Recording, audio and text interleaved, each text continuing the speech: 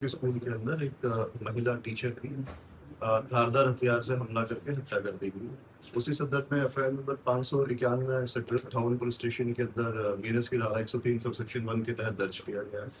और उसी मामले में कार्रवाई करते हुए क्राइम ब्रांच एवीटीएस की जो हमारी टीम है, जो सिरोना के अंदर ही मौजूद है, उन्होंने वारदात से मात्र 2 घंटे के अंदर ही जो है वो आरोपी को काबू करने के अंदर सफलता हासिल की।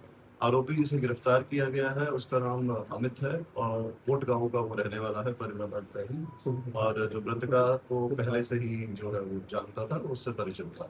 उसके द्वारा इस वारदात को अंजाम दिया गया। आरोपी को गिरफ्तार कर लिया गया। ड्यूरिंग पुलिस रिमांड अब उससे सख्ती से पूछताछ की जाएगी। माननीय न्यायालय में पेश करके उसका पुलिस रिमांड लिया जाएगा और जो रिकवरीज है की जाएगी। कारण ये क्या रही?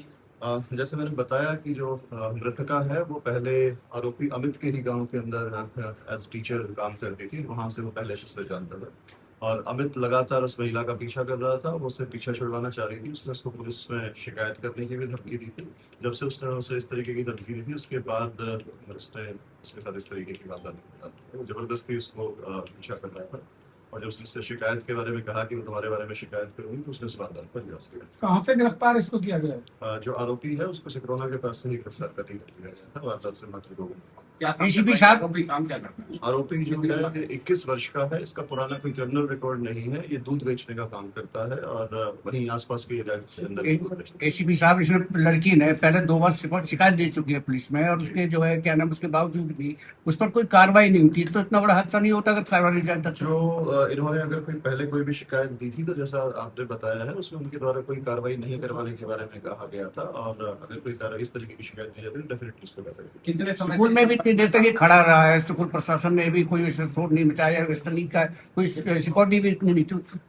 जो स्कूल में आप बता रहे हैं कि पहले से खड़ा रहा, उस बारे में कोई स्कूल प्रशासन के द्वारा कोई भी किसी तरीके की इंटीमेशन पुलिस को या फिर कहीं पे भी कोई विरोध उस तरह नहीं दर्ज कराया गया था। वारदात के बाद पुलिस को इन्फॉर्म किया गया और पुलिस ने त्वरित कार्रवाई करते हुए 2 घंटे के अंदर आरोपी को। सर, ये महिला के संपर्क में कब से कितने समय से था? वो लगभग 2 वर्ष से इस महिला के साथ इसके जानकारी थी। वो लोग एक दूसरे के संपर्क के अंदर थे, लेकिन महिला उससे बात करना नहीं चाह रही थी और जबरदस्ती उससे बात करने का प्रयास करता था। कितनी पढ़ाई लिखाई कितनी है? और ये जो आरोपी है वो 10वीं पढ़ा हुआ था सिर्फ और दूध बेचने का काम करता है। 21 वर्ष का है। मृतका है वो 26 साल की है और स्कूल में पहले बोर्ड स्कूल गांव के स्कूल में पढ़ाती थी। अब सरकारी स्कूल से कोरोना के अंदर पढ़ाती थी। कितने चाकू मारे हैं और क्या चाकू बरामद कर लिए गए? जी, चाकू जो है वो बरामद कर लिया गया है। मल्टीपल वुंड्स हैं। पोस्टमार्टम रिपोर्ट के में जो भी जो